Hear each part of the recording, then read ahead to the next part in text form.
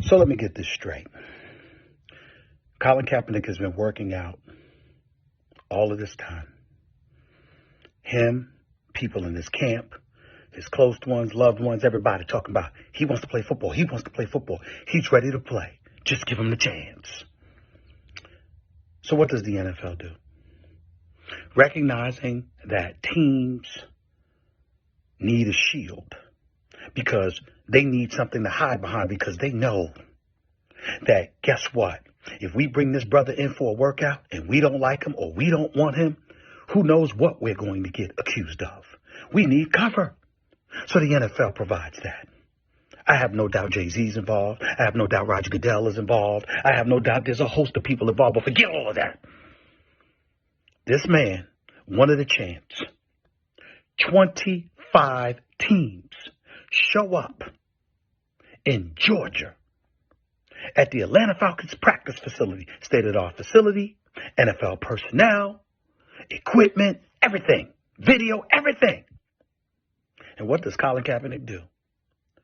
Not Tuesday when he found out about it, not Wednesday, not Thursday, not Friday, Saturday. 3 hours before the workout. Because of some issue with a liability waiver. Colin Kaepernick wants to change the venue. Colin Kaepernick wants his own receivers. Colin Kaepernick wants to video things himself. Colin Kaepernick wants the media. This Colin Kaepernick, media can't find him. He ain't done no interviews. He ain't talked to nobody. Media can't find him, but he wants to do it. He wants the media available now.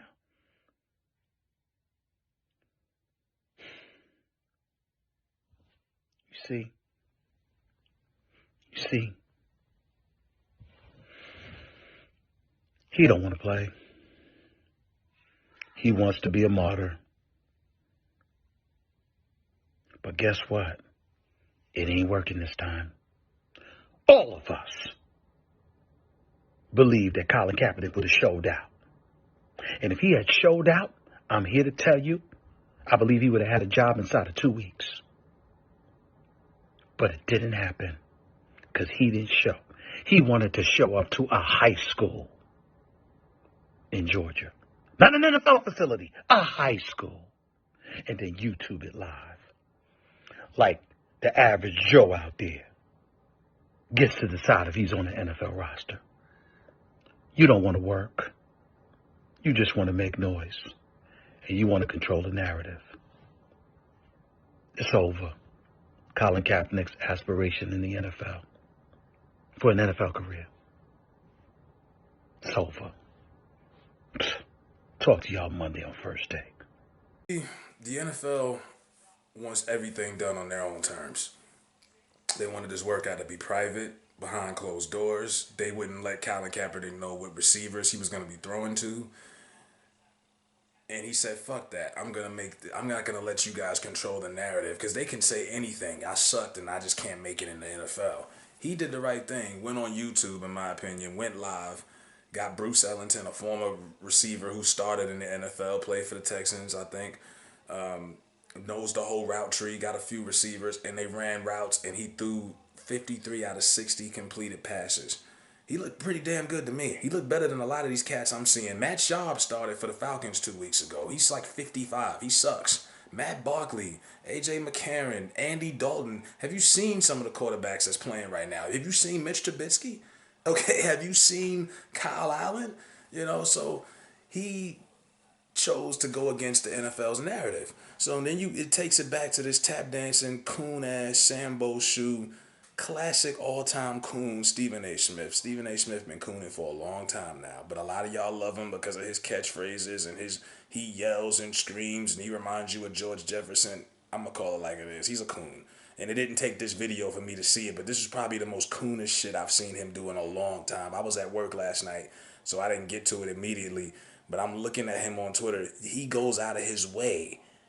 He doesn't wait for Monday on First Take. He goes out of his way at his hotel room with that ridiculous turtleneck, and he has to just poke fun at Kaepernick failing and fucking up, because that's what house niggas do. They love seeing real niggas fall on their ass and fail. It's no different than on the plantation. The house niggas would always be amused when a field nigga got caught from running away. Ha ha, that's what you get, because people who stand against the system, they can't stand that. Even though they know we're systematically oppressed, they stand with the system. The house niggas, like he does. He stands with the system. So he's pushing the NFL's narrative and ESPN's narrative, and he hates to see somebody stand up against what's right and against what's wrong and stand up for what's right.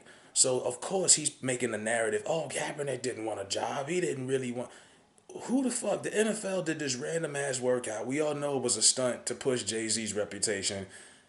A random workout in the middle of the season with you didn't know who you were going to throw to. And for those idiots saying, oh, that doesn't impress me, there was no pressure in his face. All quarterback workouts are like that. There's no one rushing the passer, and there's no one covering corners. That's how all quarterback workouts go. Now, if these teams really wanted to sign him, they would have reached out to him personally, his agent. The NFL can't get you into the league unless you're suspended or something. The teams have to be interested in you as a player individually.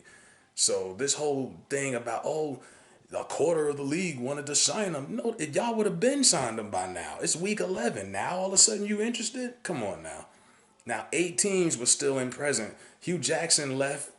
He didn't come to the Atlanta facility. For all you know, the NFL would have had him throwing the high school football receivers. Who knows? He did the right thing, but unfortunately, he's still cornered, and they still control the narrative. Because I just was watching Sunday Night with Rodney Harrison and them. The narrative now is, oh, he doesn't really want to be in the NFL. He doesn't really want a job.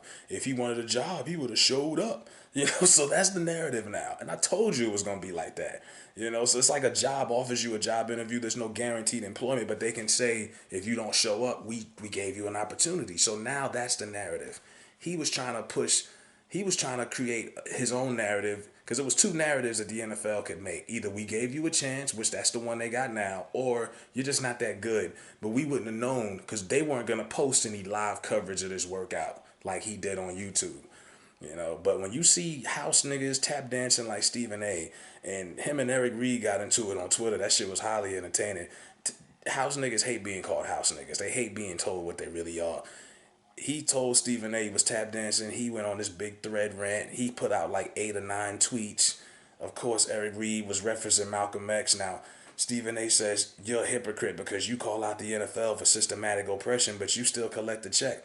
Well, he is an athlete who's really good at football. He wants to get his maximum compensation for what he does. You're not going to get that kind of money in Canada in the CFL or the XFL.